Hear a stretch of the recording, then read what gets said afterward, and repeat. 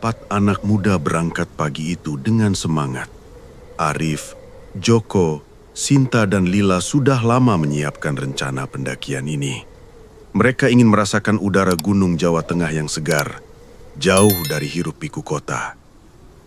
Di sepanjang jalan menuju kaki gunung, mereka masih tertawa, bercanda, sesekali berhenti untuk memotret pemandangan. Arif yang paling serius, sibuk memastikan jalur sesuai peta. Joko justru yang paling santai, sering melontarkan lelucon untuk mencairkan suasana. Menjelang siang, mereka melewati sebuah desa kecil. Rumah-rumah kayu berjajar, beberapa masih sederhana beratap rumbia. Warga desa menatap mereka dengan pandangan aneh, seolah kedatangan orang luar adalah sesuatu yang tidak diinginkan. Seorang lelaki tua duduk di beranda, menatap rombongan itu. Tatapannya tidak lepas dari keempat sahabat yang berjalan dengan ransel besar di punggung. Tiba-tiba ia bersuara, memanggil mereka. "Kalian mau mendaki gunung itu?" Suaranya berat, terdengar jelas meski udara siang berhembus pelan. Mereka berhenti. Arif melangkah maju, menjawab dengan sopan. "Iya Pak, lewat sini kan?" Wajah lelaki tua itu berubah tegang. "Kalau lewat sini, jangan sekali-kali belok ke arah barat. Ada hutan di sana. Hutan itu terlarang. Ada kutukan yang tidak bisa kalian pahami." Joko tertawa kecil. "Hah, paling cerita kampung biar kita takut." Sinta menatap lelaki itu dengan penasaran. "Kenapa dilarang, Pak?" Lelaki tua itu berdiri, sorot matanya semakin tajam. "Banyak yang masuk ke sana, tidak kembali. Kalau kalian tidak percaya, silahkan saja. Tapi ingat kata saya, jangan melewati batas hutan barat." Suasana hening, angin bertiup pelan, membuat dedaunan berisik di tanah. Lila merapat ke Arif, wajahnya pucat. "Kita nurut aja, Rif. Aku nggak enak." Arif mengangguk singkat, mencoba menenangkan. "Terima kasih Pak, kali hati-hati." Mereka pun melanjutkan perjalanan. Namun kata-kata lelaki tua itu meninggalkan rasa tidak enak di hati. Arif sebenarnya merasa aneh, tapi Joko terus bersuara seakan menepis rasa takut. "Biasalah Arif, orang desa suka bikin mitos biar tempatnya dianggap angker." Namun semakin jauh mereka melangkah, semakin jelas bahwa jalur yang dilalui bukan jalur pendakian biasa. Jalan setapak makin sempit, pohon-pohon semakin rapat. Matahari sore menembus seladahan, menciptakan bayangan panjang di tanah. "Ini benar jalurnya?" tanya Lila dengan suara ragu. Arif menunduk, memperhatikan tanah basah dan akar pohon yang menjalar. "Seharusnya iya, tapi kok kayak makin aneh ya?" Di depan, Sinta menunjuk sebuah papan kayu yang hampir roboh. Tulisan pudar masih bisa terbaca. "Hutan terlarang, jangan masuk." Jantung mereka serentak berdegup kencang. Arif menelan ludah, mencoba tetap tenang. "Udahlah, gak usah dipikirin, kita terus aja. Nanti juga balik ke jalur utama," ujar Joko dengan nada memaksa. Sinta menghela napas, jelas tidak setuju, tapi akhirnya tetap mengikuti. Langit berubah cepat. Senja merayap membuat kabut tipis turun di sela pepohonan. Suara serangga yang biasanya ramai di hutan mendadak hilang, diganti kesunyian mencekam. "Rif, kenapa sepi banget?" bisik Lila. Suaranya hampir tidak terdengar. Arif tidak menjawab. Ia sendiri merasakan hal aneh. Setiap kali menoleh seakan ada bayangan yang bergerak di antara pohon. Tapi ketika diperhatikan lebih lama, tidak ada apa-apa. Mereka melangkah semakin dalam. Bau tanah bercampur aroma anyir samar tercium. Langkah terasa berat, seakan ada yang menahan dari bawah. Hingga tiba-tiba, dari arah belakang, terdengar suara ranting patah. Semua berhenti. Joko langsung menoleh ke Pat. "Siapa itu?" Suaranya keras, mencoba tegas, tapi jelas ada getar ketakutan. Hanya kabut yang menjawab. Sunyi. Tidak ada siapapun di belakang mereka. Arif menatap wajah teman-temannya. Semua terlihat cemas, tapi tidak ada yang ingin mengaku takut. "Cepet jalan," kata Arif singkat. "Kita cari tempat buat istirahat." Mereka kembali melangkah. Namun sejak itu, perasaan diawasi semakin kuat. Setiap langkah terasa membawa mereka semakin jauh dari dunia yang mereka kenal. Dan tanpa mereka sadari, garis batas itu sudah dilewati. Hutan itu semakin menelan mereka.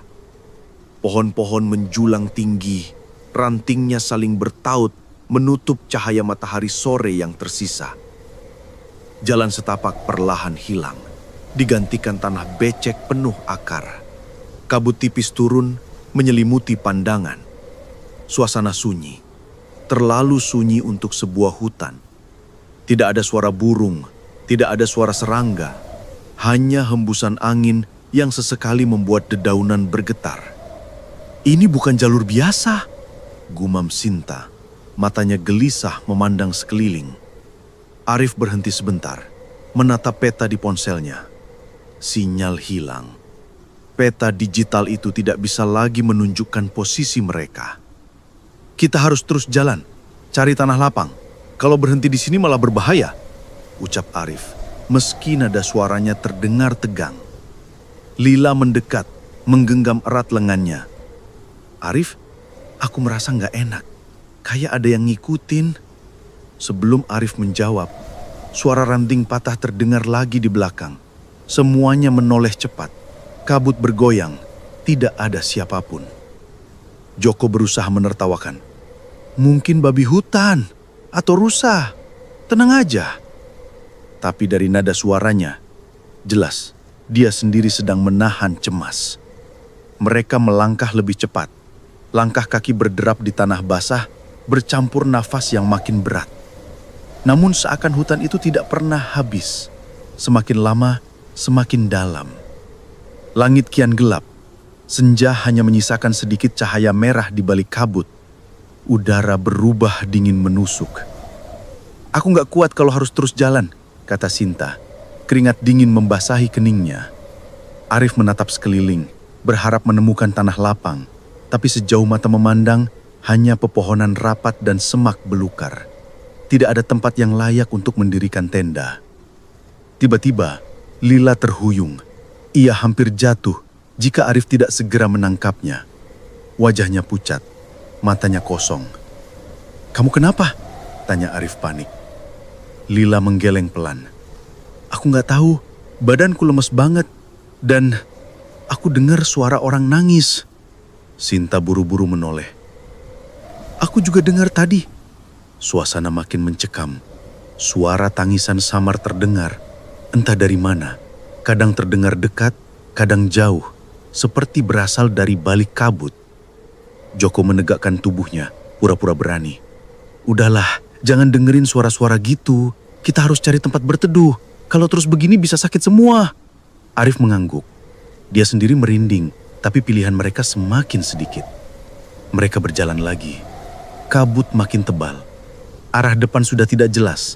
Hanya bayangan gelap pohon yang berdiri rapat membuat mereka seperti berjalan di dalam lorong tanpa ujung. Langkah demi langkah terasa menyesatkan. Seakan-akan hutan itu terus berputar, membawa mereka kembali ke titik yang sama. "Aku merasa kita muter-muter," kata Sinta dengan suara nyaris berbisik. Tidak ada yang menjawab. Semua mulai diliputi ketakutan. Hingga akhirnya di antara kabut, terlihat bayangan bangunan. Kecil, miring, hampir ambruk. "Itu gubuk?" tanya Joko, matanya berbinar. Mereka mendekat perlahan. Semakin jelas, memang sebuah gubuk tua. Dindingnya dari papan kayu lapuk, atapnya bolong, rumput liar tumbuh tinggi di sekelilingnya. "Rif, jangan. Tempat itu nggak beres," ucap Lila dengan suara serak. Tapi Joko sudah melangkah lebih dulu. Daripada tidur di tanah becek, mending di situ. Paling cuma gubuk bekas ladang. Arif menatap gubuk itu lekat-lekat. Ada rasa aneh yang menyergap. Bulu kuduknya berdiri. Tapi kondisi mereka tidak memungkinkan untuk mencari tempat lain. Sebentar aja, kata Arif akhirnya. Kita istirahat dulu. Mereka maju mendekat.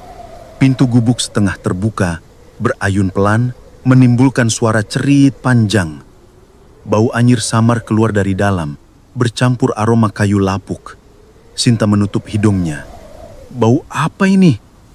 Tidak ada yang menjawab. Mereka hanya saling berpandangan, wajah-wajah yang dipenuhi rasa takut. Arif meraih pintu. Tangannya gemetar. Dengan satu dorongan pelan, pintu itu terbuka lebih lebar. Suara ceritnya menembus hening hutan. Dan saat pintu itu benar-benar terbuka, hawa dingin pekat langsung menyergap keluar. Seolah ada sesuatu di dalam gubuk itu yang sudah lama menunggu kedatangan mereka. Begitu pintu terbuka, hawa dingin langsung menyergap. Bukan dingin biasa, tapi dingin yang membuat tulang bergetar. Aroma anyir semakin jelas, bercampur bau kayu lapuk yang lembab. Arif berdiri di ambang pintu, menatap ke dalam. Ruangan sempit, gelap, hanya ada sedikit cahaya senja yang masuk lewat celah atap bolong. Lantai tanahnya becek, ada jejak noda hitam di beberapa sudut. "Tempat apa ini?" bisik Lila. Suaranya gemetar. Joko menyalakan senter dari ponselnya. Cahaya goyah itu menyapu ruangan. Ada meja kecil patah di pojok, kursi reyot tergeletak, dan di dinding kayu terdapat goresan-goresan aneh. "Aman kok, nggak ada apa-apa," kata Joko, meski nadanya tidak sepenuhnya yakin. Sinta melangkah masuk ragu-ragu. "Aku nggak yakin ini ide bagus." Arif akhirnya menarik nafas dalam. "Kita istirahat sebentar. Nanti kalau Lila sudah agak kuat, kita cari jalur keluar." Lila duduk di kursi reyot yang masih berdiri. Wajahnya pucat, keringat dingin bercucuran. Napasnya pendek-pendek. "Badanku sakit semua," katanya pelan. Arif menaruh tas, lalu meraih botol minum. "Minum dulu, tenang aja. Sebentar lagi kita keluar dari sini." Tapi belum sempat Lila meneguk air, tubuhnya mendadak kaku. Tangannya bergemetar hebat, matanya membelalak. "Lila!" Sinta berteriak, panik. Tiba-tiba Lila memuntahkan cairan hitam pekat ke lantai. Bau menyengat membuat semua mundur spontan. Suara muntahnya terdengar aneh, seperti ada yang mendorong dari dalam. Tubuh Lila menggigil hebat, matanya berputar putih, lalu terpejam sesaat. Saat terbuka lagi, tatapannya bukan lagi tatapan Lila.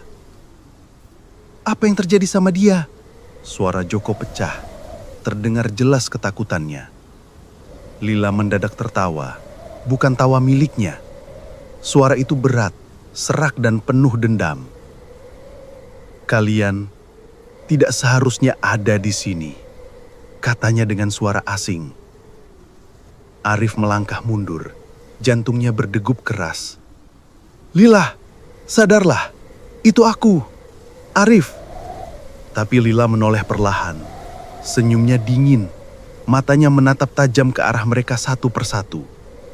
"Kalian akan jadi bagian dari sini," ucapnya pelan, sebelum kepalanya mendongak dan tertawa keras. Tawa itu menggema, bercampur dengan suara derit kayu gubuk yang tiba-tiba bergoyang. Sinta menjerit, menutup telinganya. "Hentikan!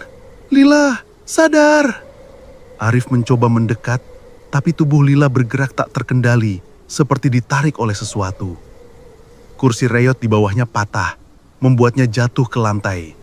Tubuhnya kejang-kejang, tapi suara asing itu terus keluar dari mulutnya.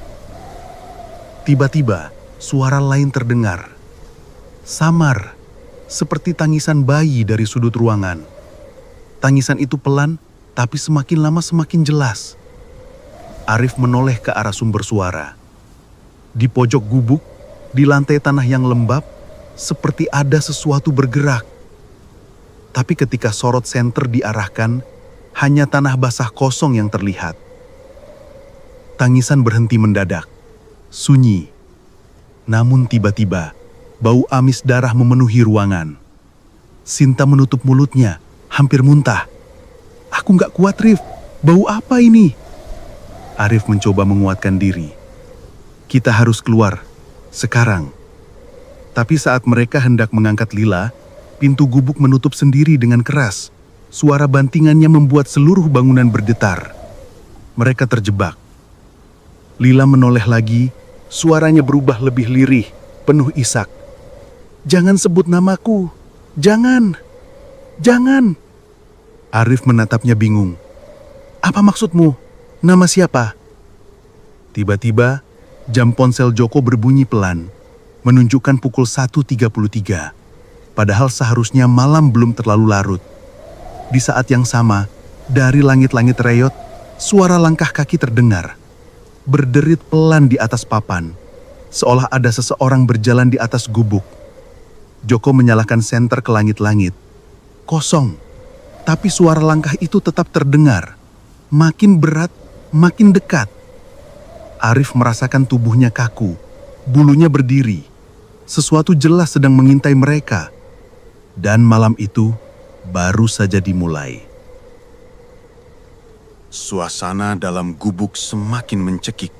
Udara dingin menusuk, bercampur bau amis darah yang semakin pekat. Cahaya senter bergetar di tangan Joko, menyorot dinding reyot yang penuh goresan-goresan tak beraturan. Di lantai, Lila masih tergeletak dengan tubuh kejang. Matanya setengah terbuka, bola matanya berputar tak terkendali. Mulutnya sesekali bergumam kata-kata yang tidak jelas. Rif, kita harus keluar. Aku nggak tahan di sini. Sinta setengah menangis, tubuhnya gemetar hebat. Arif menoleh ke pintu yang tertutup rapat. Ia mencoba mendorongnya, tapi pintu itu seolah terkunci dari dalam.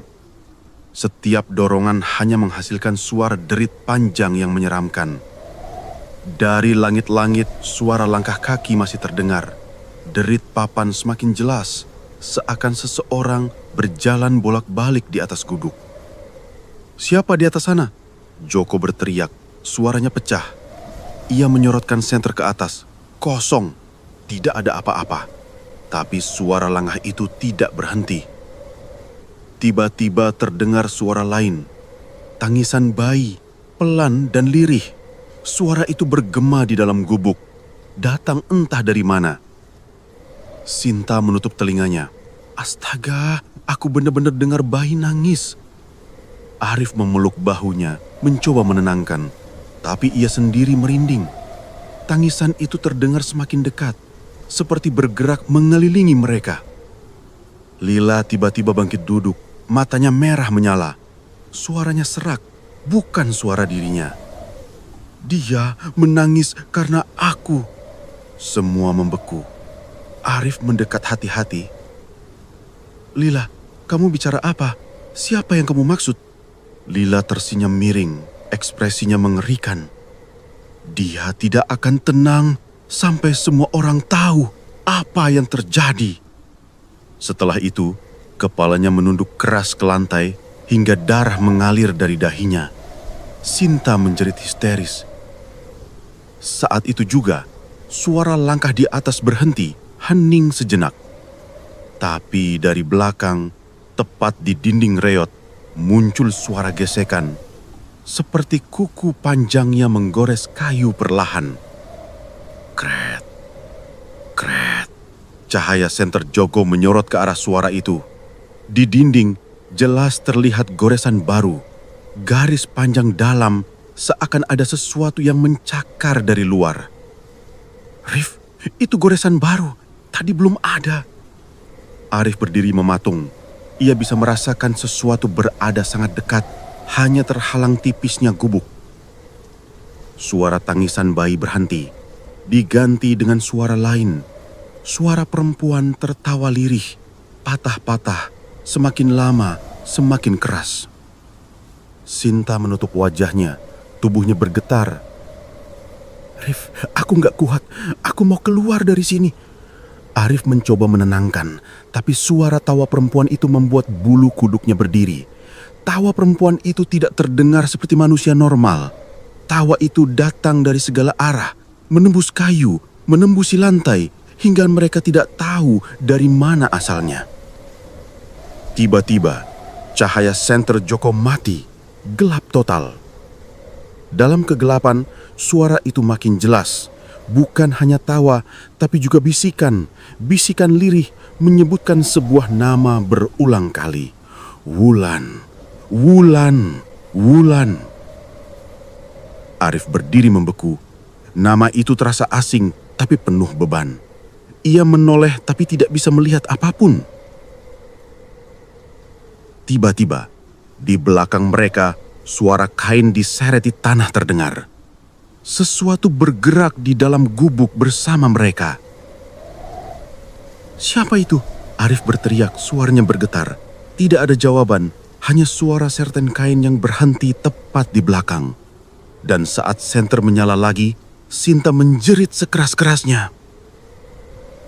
Di pojok gubuk, berdiri sosok perempuan berambut panjang menutupi wajah. Punggungnya berlubang besar, darah mengalir menetes ke tanah. Sosok itu menunduk, lalu perlahan mendongak menatap mereka. Mata merah menyala, senyum menganga lebar. Gubuk reyot itu seketika penuh dengan aura kematian. Sosok perempuan berambut panjang itu hanya berdiri diam. Punggungnya berlubang, menganga hitam, darah menetes perlahan ke lantai tanah. Senyumnya membelah wajah pucatnya, memperlihatkan gigi hitam berlumuran cairan merah. Sinta histeris berlari ke arah Arif sambil menutup wajahnya. Astaga, itu bukan manusia, Arif. Joko terpaku, tubuhnya kaku. Senter di tangannya bergetar hebat. Sinarnya menyorot wajah sosok itu. Tapi semakin disorot, semakin jelas bentuk mengerikannya. Arif menahan napas. Suara degup jantungnya berdentum di telinga. Ia ingin menggerakkan kakinya, tapi tubuhnya terasa membatu. Lila yang sejak tadi terbaring di lantai mendadak bangun. Kepalanya terangkat pelan, matanya kosong. Dari mulutnya keluar suara lirih, tapi bukan suaranya sendiri. Dia datang, dia marah, dia menuntut balas. Arif menoleh cepat. Lila? Lila mendongak, matanya merah pekat. Senyum aneh terbentuk di wajahnya. Jangan sebut namaku, jangan sebut namanya, atau kalian akan ikut dengannya. Seketika sosok perempuan berambut panjang itu menghilang seperti asap disapu angin. Tapi hawa dinginnya tidak pergi, malah semakin pekat menusuk ke dalam tulang. Joko berusaha menarik pintu, tapi pintu itu terkunci rapat. Ia menendang dengan panik. Sial, kenapa nggak bisa dibuka? Pintu tidak bergeming. Suara tawa perempuan itu kembali terdengar. Kali ini di dalam telinga mereka. Tawa panjang memecah sunyi. Lila merangkak perlahan ke tengah ruangan. Rambutnya menutupi wajah. Tangannya kotor oleh tanah basah. Tubuhnya berguncang seperti boneka rusak. Lila, jangan macam-macam. Sadar, teriak Arif sambil mencoba menariknya. Tapi begitu tangannya menyentuh bahu Lila, tubuhnya tersentak keras. Ia merasakan dingin luar biasa menembus kulit, membuat seluruh tubuhnya mati rasa. Arif terlempar mundur, menghantam dinding. Lila menoleh. Dari bibirnya keluar cairan hitam pekat menetes ke lantai. Suaranya bergaung berat dan penuh kebencian. Aku disiksa, aku dipermalukan, aku dibuang. Sekarang gilirannya. Sinta menangis keras. Rif, itu bukan Lila lagi. Tolong lakukan sesuatu. Arif bangkit dengan susah payah. Tubuhnya masih bergemetar. Ia menatap Lila yang kini berjalan kaku ke arah mereka. Gerakannya tidak wajar, sendi-sendinya berderak keras setiap kali melangkah. "Siapa kamu sebenarnya?" teriak Arif mencoba menahan rasa takut. Lila berhenti. Ia menengadah, lalu tertawa panjang. "Aku, Wulan." Ruangan langsung bergetar. Lampu senter mati hidup sendiri. Suara tangisan bayi terdengar lagi, bercampur suara perempuan menjerit. Joko memukul pintu dengan keras. "Astaga, kita harus keluar sekarang. Aku gak peduli gimana caranya." Pintu tidak bergeming, suara derit kayu yang terdengar. Lila atau sesuatu yang ada di dalam tubuhnya tiba-tiba mendekat ke Sinta. Tangannya terurang. Jari-jarinya panjang dan hitam. "Ikutlah denganku, rasakan apa yang kurasakan." Arif berlari, menarik Sinta mundur. "Jangan sentuh dia!" Tiba-tiba, lantai tanah di bawah Lila retak kecil. Dari celahnya keluar cairan hitam, menjalar seperti urat, menyebar ke seluruh lantai. Bau anyir semakin menyengat, membuat mereka hampir muntah. Lila tertawa lagi. Suaranya memecah gubuk reot itu. "Kalian semua akan jadi saksi." Arif menatap mata Lila, berusaha mencari secercah kesadaran. "Lila, lawan dia. Jangan biarkan dia menguasaimu." Untuk sesaat, tatapan Lila berubah. Matanya bergetar seperti sedang berjuang. Bibirnya bergetar pelan. "Arif, tolong aku." Sebelum Arif sempat mendekat, tubuh Lila kembali terguncang keras. Ia menjerit panjang. Suaranya berganti-ganti antara suara Lila dan suara perempuan lain. "Aku Wulan. Dia harus mendapatkan balasan." Gubuk reot itu berguncang hebat. Atapnya berderit. Tanah di bawah kaki mereka bergetar. Angin dingin berputar di dalam ruangan, meniupkan debu dan daun kering. Sinta menangis keras, berpegangan erat pada Arif. Joko memukul pintu hingga tangannya berdarah. Dan di tengah kekacauan itu, suara perempuan terdengar jelas berbisik di telinga mereka. "Malam ini baru permulaan." Pagi datang tanpa terasa. Matahari sudah tinggi, tapi rasa dingin dan bau anyir masih menempel di tubuh mereka. Gubuk reot itu akhirnya bisa mereka tinggalkan setelah pintunya tiba-tiba terbuka sendiri menjelang fajar. Tidak ada yang tahu kenapa, dan tidak ada yang berani membicarakannya. Lila tampak lemah, wajahnya pucat, matanya sayu, seolah malam tadi menguras seluruh tenaganya. Arif dan Joko bergantian membantunya berjalan, sementara Sinta masih syok, sesekali menangis kecil tanpa suara. Mereka menuruni hutan terlarang dengan susah payah sampai akhirnya menemukan jalan tanah yang lebih jelas menuju sebuah desa. Desa itu terlihat tenang. Rumah-rumah kayu berjajar rapi, suara ayam berkokok terdengar, seolah tidak ada hubungannya dengan teror yang mereka alami semalam. Beberapa warga menghentikan aktivitas ketika melihat mereka. Tatapan mata penuh curiga, seolah kedatangan mereka membawa sesuatu yang buruk. Seorang lelaki setengah baya berwajah keras dengan pakaian kepala desa datang menghampiri. "Kalian dari mana?" Suaranya berat, penuh wibawa. Arif menjawab dengan sopan. "Kami pendaki, Pak. Tadi malam terpaksa berteduh di gubuk tua dalam hutan. Teman kami sakit. Kami butuh pertolongan." Wajah kepala desa itu langsung berubah tegang. "Gubuk tua di hutan terlarang?" Tidak ada yang berani menjawab, hanya hening. Hingga akhirnya Joko mengangguk pelan. "Iya, Pak. Kami nyasar. Kami tidak tahu itu jalur terlarang." Tatapan kepala desa itu semakin tajam. Ia mendekat, suaranya menekan. "Kalian lihat apa saja di sana?" Sinta bergetar, mencoba mengingat malam itu. Ada suara-suara, bayangan, dan Lila. Arif segera memotong, tidak ingin Sinta melanjutkan. Pokoknya kami hanya ketakutan, Pak. Tolong kami, teman kami butuh pertolongan medis. Kepala desa itu menarik nafas panjang. Pandangannya tetap tajam, seolah menilai apakah mereka jujur atau tidak. Lalu ia berkata dengan nada rendah, "Ingat satu hal, jangan pernah menyebut nama itu di desa ini. Jangan sekalipun." Arif bingung. "Nama siapa, Pak?" Kepala desa itu tidak menjawab. Ia menoleh ke beberapa warga yang sudah berkumpul, lalu memberi isyarat. 2 orang warga maju membantu mengangkat Lila untuk dibawa ke balai desa. Sinta menatap Arif, wajahnya penuh tanda tanya. "Nama? Maksudnya apa?" Arif hanya menggeleng pelan. Ia tidak tahu, tapi jelas ada sesuatu yang sengaja disembunyikan. Di balai desa, Lila diberi ramuan dari seorang dukun kampung. Tubuhnya sempat tenang, tapi sesekali ia masih mengigau.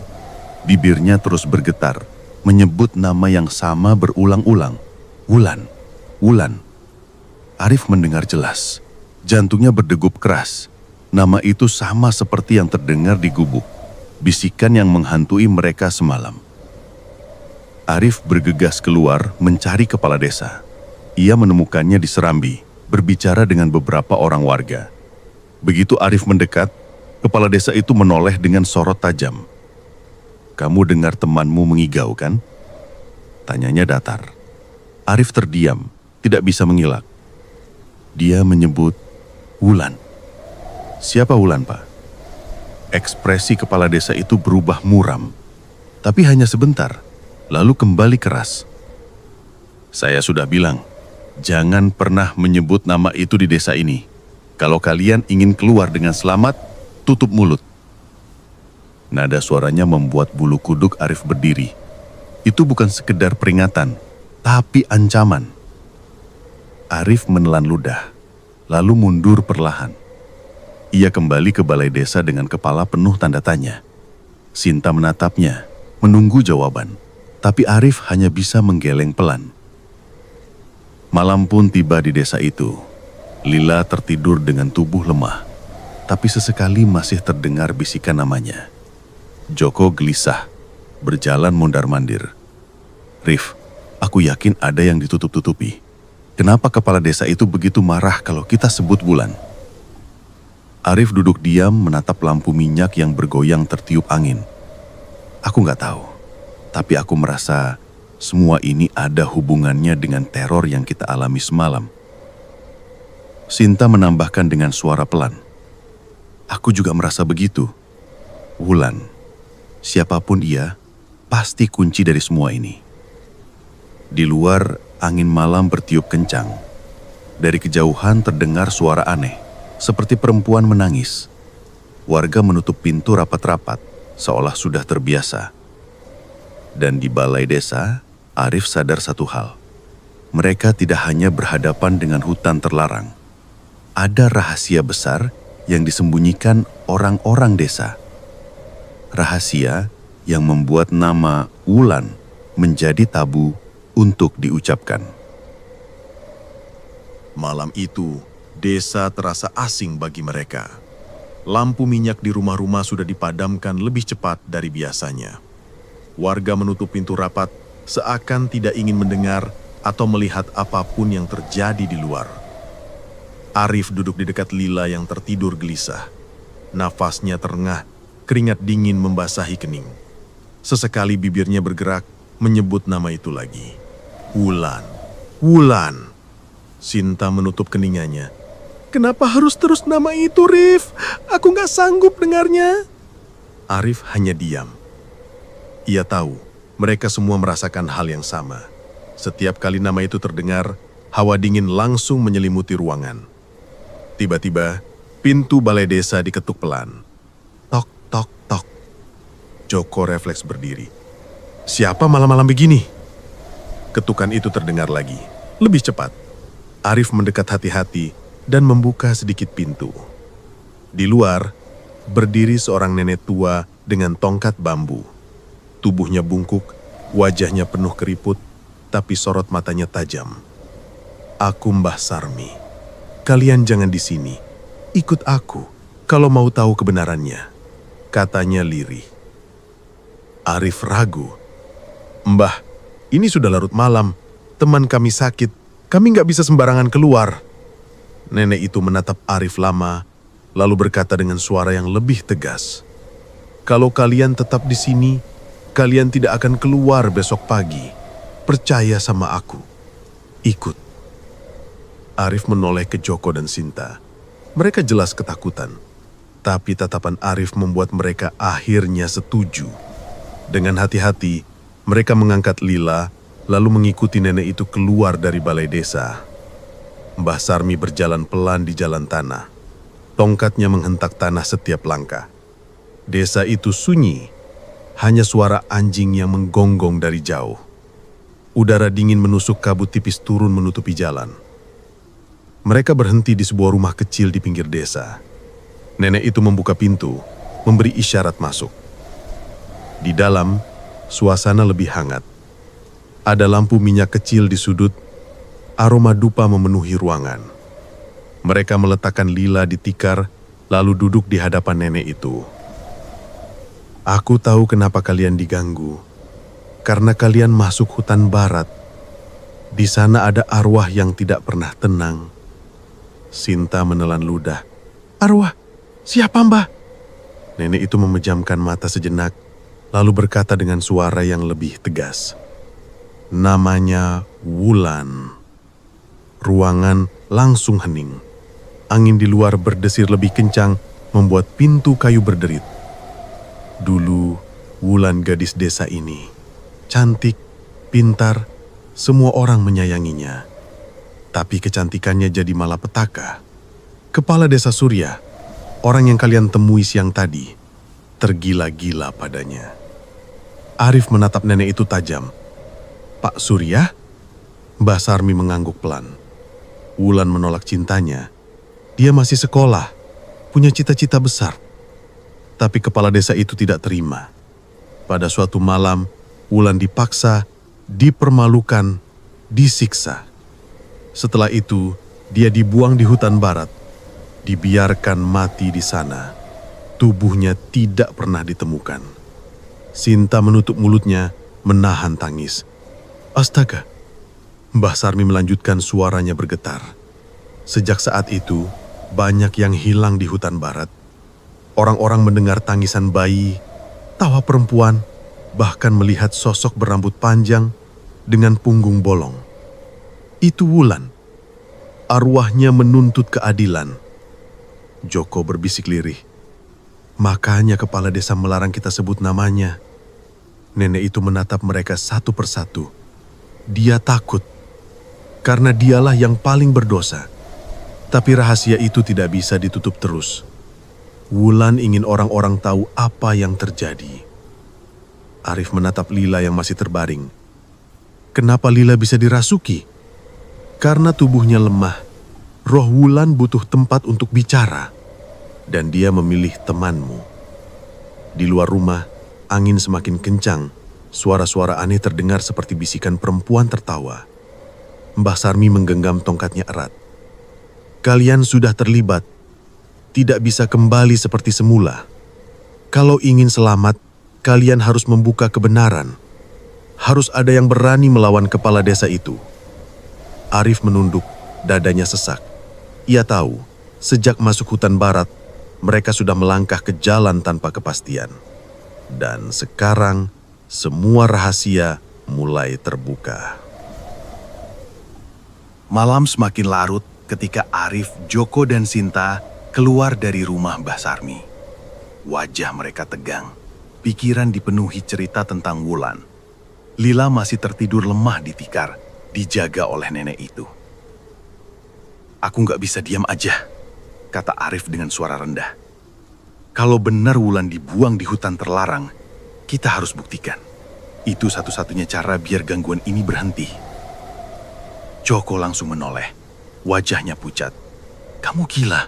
Setelah apa yang kita alami di gubuk itu, kamu masih mau balik ke sana?" Arif menatapnya tajam. "Kalau kita kabur sekarang, Lila bisa mati. Arwah itu nggak akan berhenti sampai kebenaran terbongkar. Sinta terdiam lama. Matanya berkaca-kaca. Aku takut, Rif. Tapi aku tahu kamu benar. Akhirnya mereka bertiga sepakat. Malam itu juga, dengan hanya membawa senter dan cangkul tua dari gudang Mbah Sarmi, mereka kembali menuju hutan terlarang. Kabut pekat menyelimuti jalan. Angin berembus dingin membawa suara-suara aneh. Seperti bisikan perempuan, kadang tangisan, kadang tawa. Langkah mereka berat, tapi tekad membuat mereka terus maju. Perjalanan memakan waktu lebih lama karena kabut menutupi pandangan. Tapi akhirnya, gubuk reot itu tampak di depan mata. Sama seperti sebelumnya, pintunya setengah terbuka, berayun pelan. Bau anyir masih keluar dari dalam. Arif berhenti sejenak, menarik napas panjang. Di bawah gubuk ini, aku yakin jasad Ulan ada di sini. Sinta menggenggam lengannya. Rif, apa kamu yakin? Arif mengangguk. Basarni bilang arwahnya terikat di tempat tubuhnya dibuang.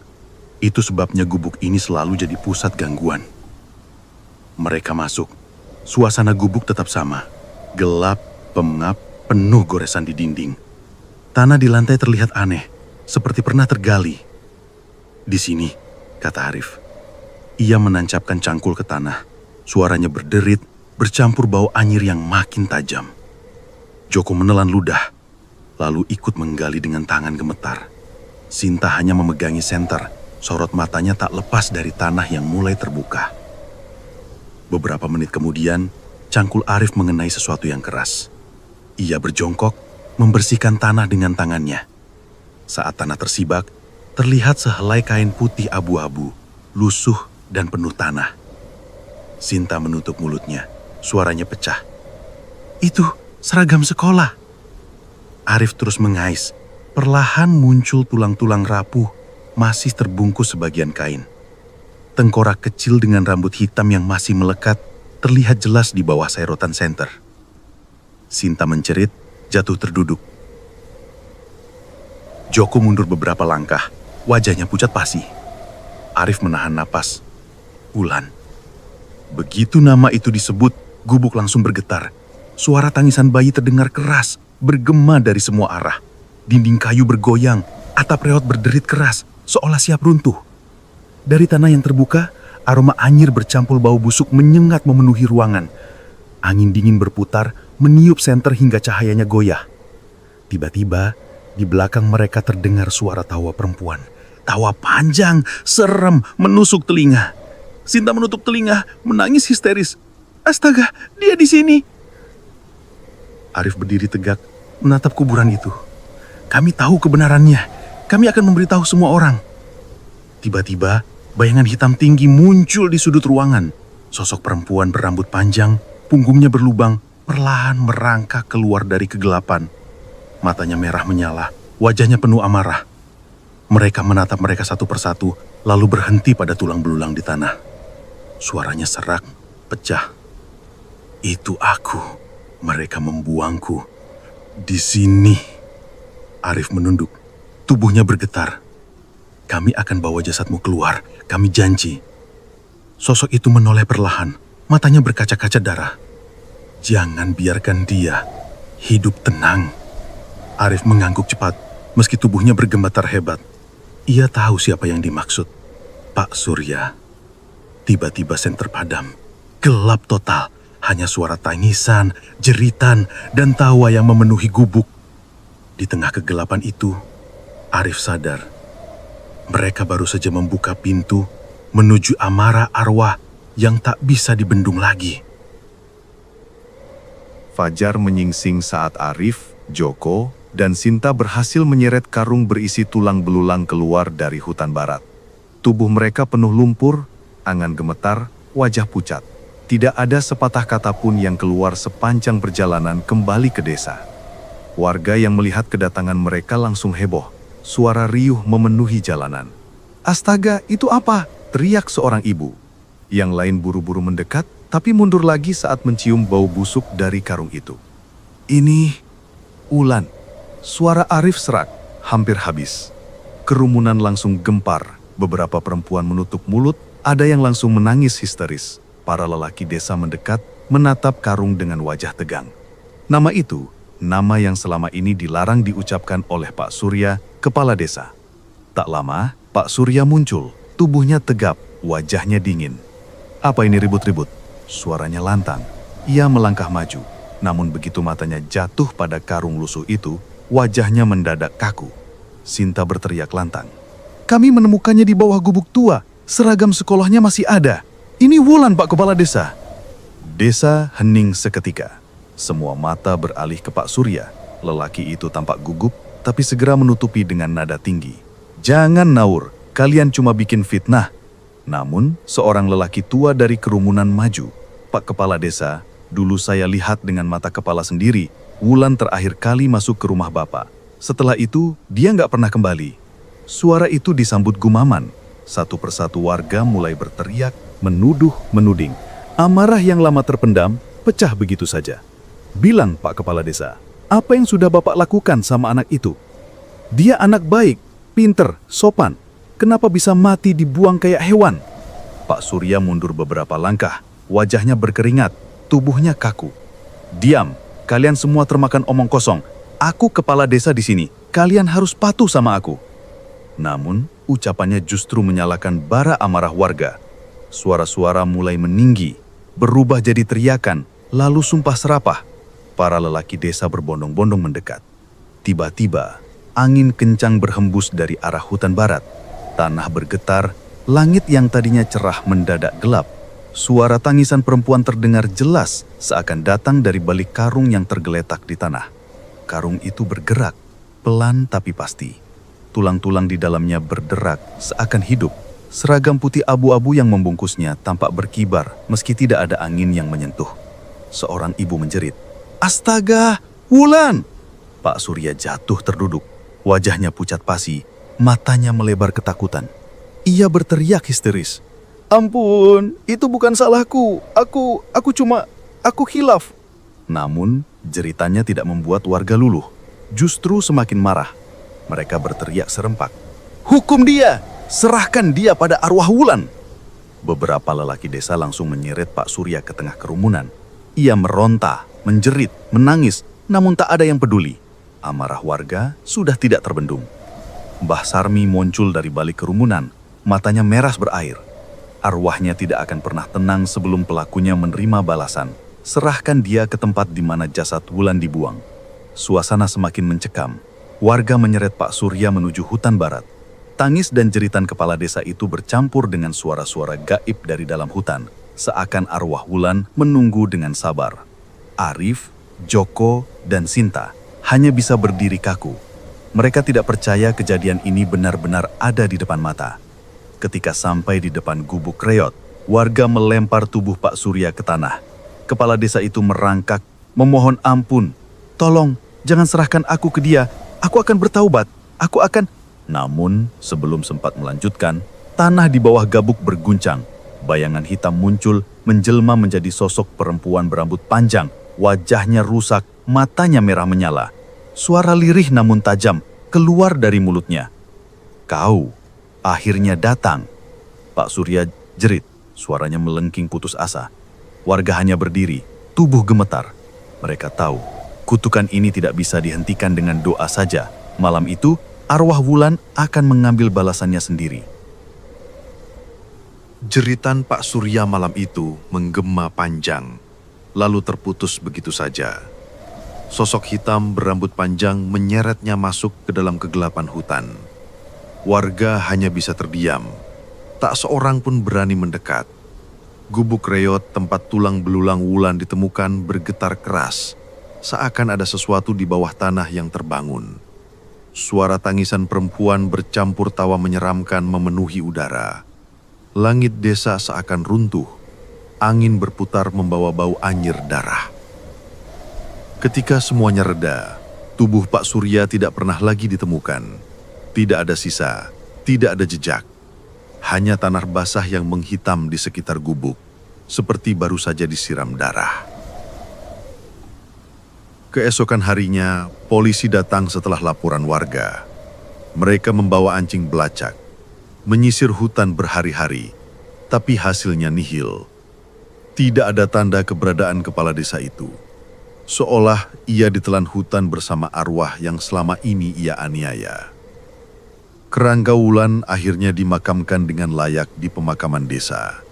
Suasana penuh duka, doa-doa dipanjatkan, tangis terdengar di setiap sudut. Arif, Joko, Sinta, dan Lila berdiri di antara warga, menatap makam itu dengan hati campur aduk. Mereka lega, tapi juga masih diliputi rasa bersalah. Namun meski jasadnya sudah dikuburkan dengan benar, teror tidak serta-merta hilang. Malam demi malam, beberapa warga masih mendengar suara langkah kaki di sekitar rumah. Ada pula yang mengaku melihat bayangan perempuan berambut panjang berjalan melewati halaman, atau suara tawa kecil di dekat telinga saat mereka mencoba tidur. Lila yang sempat dirasuki masih sering terbangun tengah malam. Tubuhnya dingin, matanya kosong, mulutnya bergumam lirih, "Aku belum selesai." Arif beberapa kali mendengar suara tangisan di dekat jendela kamar. Saat dicek, tidak ada siapa-siapa. Joko pun mengalami hal aneh. Lampu rumahnya sering mati mendadak, pintu berderit terbuka sendiri. Bahkan ia sempat melihat sosok perempuan berdiri di dapur, menatapnya lama, sebelum hilang begitu saja. Warga akhirnya memutuskan meminta bantuan seorang kiai dari desa sebelah. Malam itu diadakan doa bersama di lapangan desa. Puluhan santri duduk melingkar, melantunkan ayat suci tanpa henti. Suasana mendadak berat, angin dingin berhembus, lilin-lilin bergoyang, dan bayangan hitam melintas di antara pepohonan. Suara tangisan perempuan terdengar lagi, lebih dekat, lebih nyata. Salah satu santri tiba-tiba kejang-kejang. Suaranya berubah menjadi lirih namun menusuk. Dia belum cukup, dia masih menunggu. Darahnya belum terbalas sepenuhnya. Semua orang terdiam. Kiai terus memimpin doa. Suaranya tegas, tidak goyah sedikit pun. Hingga akhirnya, suara-suara itu perlahan mereda. Malam yang mencekam itu berakhir dengan tubuh para santri kelelahan, wajah pucat, namun desa terasa lebih tenang. Beberapa hari kemudian, suasana mulai normal. Anak-anak berani kembali bermain. Warga berani melewati jalan dekat hutan. Tidak ada lagi yang berani mendekati gubuk reot itu, tapi mereka merasa teror sudah mereda. Namun ada satu hal yang tidak pernah hilang. Setiap malam Jumat Kliwon, beberapa orang mengaku masih mendengar suara perempuan menangis di dekat hutan barat. Terkadang terdengar pula tawa panjang yang membuat bulu kuduk berdiri. Kepala desa baru dipilih, dan desa mencoba melanjutkan hidup. Tapi kisah Wulan tetap hidup dalam bisik-bisik, jadi peringatan yang diturunkan ke anak cucu, bahwa setiap kejahatan sebesar apapun, meski dikubur dalam-dalam, suatu hari akan terkuak dan menuntut balas.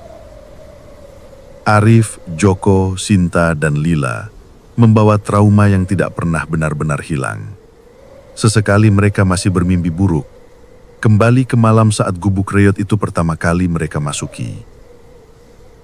Dan di antara mimpi-mimpi itu, selalu ada sosok Wulan, rambut panjang, mata merah, wajah rusak, menatap dengan tatapan yang tidak bisa dijelaskan. Seolah ingin berkata, meski dia sudah terkubur, kutukannya tidak akan pernah benar-benar pergi. Setiap kejahatan dan dosa besar pada akhirnya akan terkuak. Meski dikubur sedalam apapun, kebenaran akan mencari jalannya sendiri. Kisah tragis Wulan menjadi bukti bahwa kejahatan tidak pernah benar-benar hilang. Ia akan menuntut balas sampai pelaku menerima hukumannya. Dan dari kejadian itu, kita belajar satu hal. Jangan pernah meremehkan doa orang terzolimi, karena doa yang terjawab